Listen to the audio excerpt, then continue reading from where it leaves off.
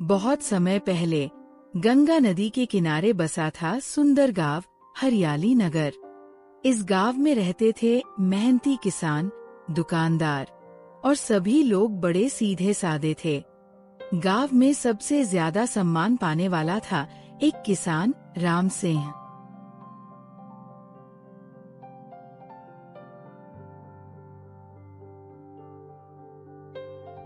सुमित्रा, देखो कितनी अच्छी फसल हुई है इस साल। गेहूं के दाने सोने जैसे चमक रहे।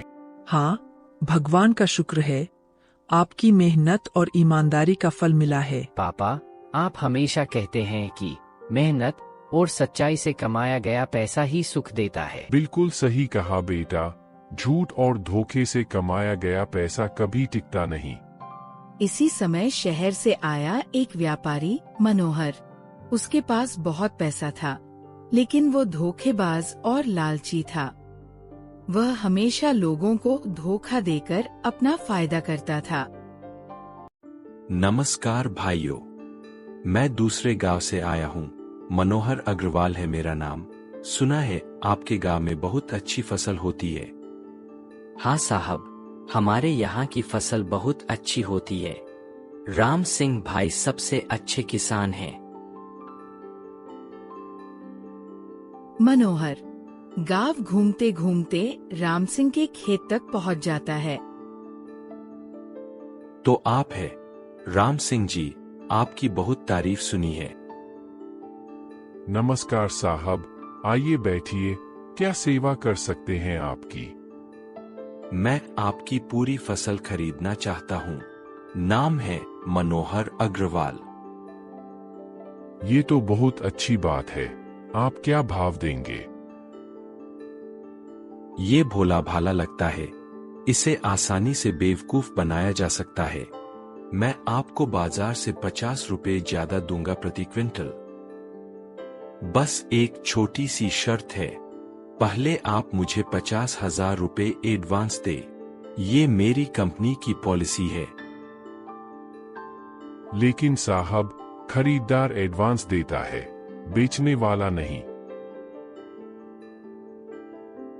अरे भाई, आप गांव के लोग हैं, शहर के तरीके नहीं जानते। बड़े व्यापार में यही होता है। मैं आपकी फसल का इंश्योरेंस भी करवाऊंगा। हाँ, अगर इंश्योरेंस हो जाए तो अच्छा है, लेकिन 50,000 रुपए तो बहुत ज्यादा है। ठीक है, आप जितना दे सके। 25,000 रुपए ही सही। ठीक है, मैं पहले अपने घर पर बात करके आपको बताता हूँ। राम सिंह अपने घर की ओर चल देता है।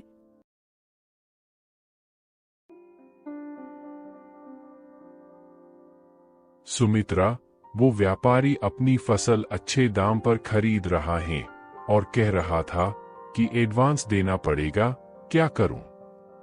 जी, मुझे कुछ अजीब लग रहा है। पहले कभी सुना नहीं कि बेचने वाला एडवांस दे। लेकिन वो इंश्योरेंस की बात भी कर रहा था और फिर बाजार से 50 रुपए ज्यादा भी दे रहा है। पापा, मैंने स्कूल में पढ़ा है कि हमेशा एडवांस खरीदार देता है। कहीं कोई धोखा तो नहीं? नहीं बेटा, वो इतना बड़ा व्यापारी है, गलत क्यों करेगा? राम सिंह ने अपनी पूरी जमा पूंजी निकाली और मनोहर को देने के लिए चल पड़ा। राम सिंह ने अपनी पूरी जमा पूंजी निकाली और मनोहर को 25,000 रुपए दे दिए। बहुत अच्छा राम सिंह जी, अब मैं कल अपने ट्रक भेजूंगा फसल लेने के लिए। कल? इतनी जल्दी? अभी तो फसल काटी भी नहीं है। अरे हाँ, मैं भूल गया। 1 हफ्ते बाद आऊंगा। आप फसल तैयार रखिए।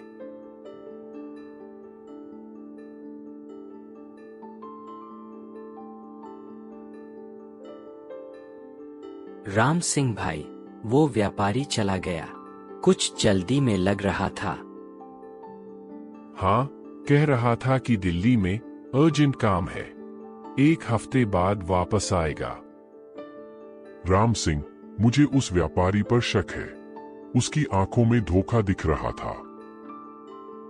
पंडित जी, आप व्यर्थ की चिंता करते हैं। वो इतना बड़ा व्यापारी है। दिन बीतते गए, लेकिन मनोहर का कोई पता नहीं चला। राम सिंह हर रोज रास्ता देखता रहता।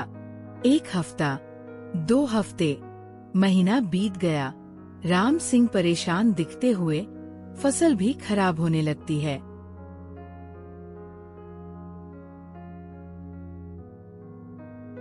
अभी तक वो व्यापारी नहीं आया। अब तो फसल खराब होने लगी है। पता नहीं क्या हुआ, कहीं कोई एक्सीडेंट तो नहीं हो गया।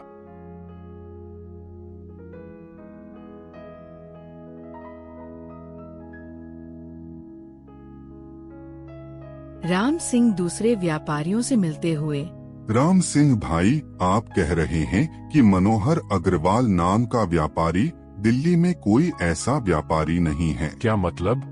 वो तो कह रहा था कि बड़ी कंपनी है। भाई, लगता है आप धोखे में पड़े हैं। पहले भी कई किसानों के साथ ऐसा हुआ है। मतलब मेरे 25,000 रुपए? वो पैसे तो गए। ये लोग इधर उधर भटकते रहते हैं और लोगों को बेवकूफ बनाते हैं। राम सिंह उदास होकर घर लौटते हुए, सुमित्रा, हमारे साथ धोखा हुआ है। वो व्यापारी झूठा था। मैं पहले से ही कह रही थी कि कुछ गड़बड़ है। अब क्या होगा? पापा, आपने मेरी बात क्यों नहीं मानी? मैं कह रहा था कि कुछ तो गलत है। मैं बहुत भोला था बेटा, लालच में पड़ गया। गांव में हलचल मची। गांव के लोग राम सिंह के घर इकट्ठे होते हुए, राम सिंह भाई, सुना है आपके साथ धोखा हुआ है। हमें लगा ही था कि कुछ गड़बड़ है। वो व्यापारी बहुत जल्दी में था। बेटा, मैंने पहले ही कहा था कि उसकी आंखों में धोखा है, लेकिन अब पछताने से क्या फायदा। राम सिंह की फसल खराब होते हुए राम सिंह की फसल बर्बाद हो गई। उसके पास न पैसे थे, न कोई खरीदार। परिवार की आर्थिक स्थिति खराब हो गई। राम सिंह अपने खेत में अकेले बैठे हुए सोचते हुए, मैंने बहुत बड़ी गलती की है। लालच में पड़कर अपनी मेहनत की कमाई गंवाई है, लेकिन अब हार नहीं मानूंगा।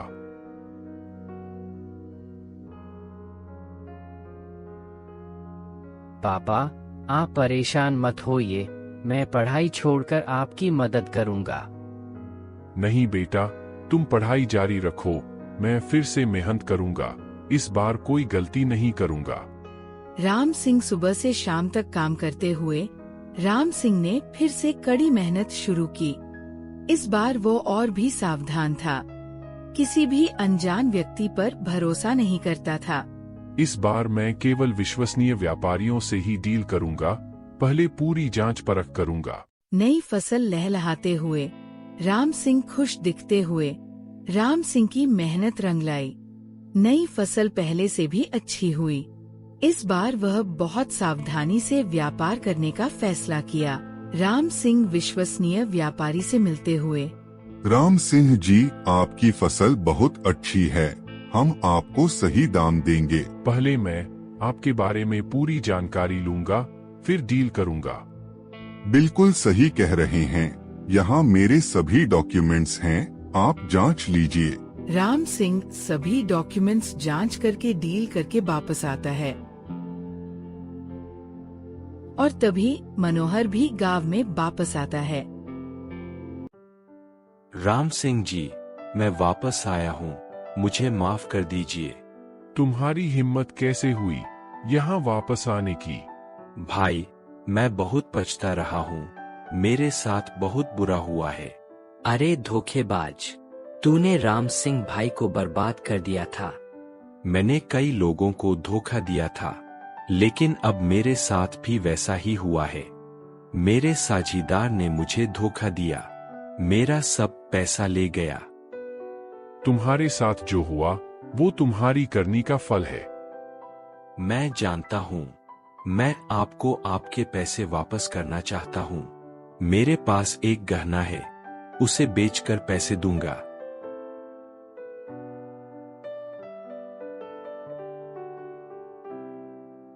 सुनिए, इसकी हालत देखिए। शायद सच में पछता रहा है। मैं जानता हूं कि इसने मुझे धोखा दिया है, लेकिन अगर मैं इसे माफ नहीं करूंगा तो मेरे और इसमें क्या फर्क रहेगा। मेरे पिता कहते थे, बुराई का बदला बुराई से नहीं, अच्छाई से लेना चाहिए। शायद इसे एक मौका देना चाहिए। मैं तुम्हें माफ करता हूं, लेकिन एक शर्त है। आप मुझे माफ कर रहे हैं? कोई भी शर्त मंजूर है। तुम्हें वादा करना होगा कि अब कभी किसी को धोखा नहीं दोगे, और जो लोगों को धोखा दिया है उन सबसे माफी मांगनी होगी। मैं वादा करता हूँ, मैं अपनी जिंदगी बदल दूंगा। राम सिंह भाई, आपने बहुत अच्छा किया। ये हमारी संस्कृति है। राम सिंह, तुमने धर्म का पालन किया है। भगवान तुम्हारा भला करेगा। मनोहर ने गांव में ही रहने का फैसला किया। उसने एक छोटी दुकान खोली और ईमानदारी से व्यापार करना शुरू किया। भाई साहब, ये चावल बिल्कुल शुद्ध है। मैं अब कभी मिलावट नहीं करता। वाह मनोहर भाई, आपके यहाँ से सामान लेने में अब डर नहीं लगता। भाई, झूठ और धोखे से जो कमाई होती है वो टिकती नहीं। अब मैं सच्चाई से काम करता हूँ। समय बीतता गया। राम सिंह की मेहनत और ईमानदारी का फल मिला। उसकी खेती फिर से फल फूल रही थी। राम सिंह और मनोहर मिलकर गांव के विकास की योजना बनाते हुए। मनोहर, तुम्हारे व्यापारिक अनुभव से हम गांव के लोगों को बेहतर व्यापार सिखा सकते हैं। जी हाँ, मैं सभी को सिखाऊंगा कि कैसे ईमानदारी से व्यापार करके अच्छा फायदा कमाया जा सकता है। गांव में एक नया व्यापारी आते हुए, लेकिन इस बार सब सावधान। मैं मुंबई से आया हूँ, आपकी फसल खरीदना चाहता हूँ। पहले आप अपने डॉक्यूमेंट्स दिखाइए। डॉक्यूमेंट्स? अरे भाई, मैं तो सिर्फ फसल खरीदने आया हूँ। भाई साहब, हमें आपकी पूरी जानकारी चाहिए। हम अब बहुत सावधान हैं। आप कहां से आए हैं? आपकी कंपनी का नाम क्या है? मैं अकेला व्यापारी हूँ, कोई बड़ी कंपनी नहीं है। लेकिन आप इतनी बड़ी मात्रा में फसल क्यों खरीदना चाहते हैं? मैं दूसरे शहरों में बेचता हूँ। रुकिए, मैं इसे जानता हूँ। ये भी वैसा ही धोखेबाज है जैसा मैं था। मनोहर को देखकर वह व्यापारी भागने लगता है। देखो कैसे भाग रहा है। पहले हमारे साथ भी ऐसा ही होता था। अब कोई भी धोखेबाज हमारे गांव के लोगों को बेवकूफ नहीं बना सकता। कुछ समय बाद राम सिंह और मनोहर ने मिलकर एक ट्रेनिंग सेंटर खोला। यहाँ लोग सीखते थे कि कैसे सुरक्षित व्यापार करें, कैसे धोखेबाजों को पहचानें। राम सिंह और मनोहर की समझदारी से अब गांव में कोई भी धोखेबाज व्यापारी नहीं आता था। सच्चाई, मेहनत और माफी, ये 3 गुण जीवन को सफल बनाते हैं।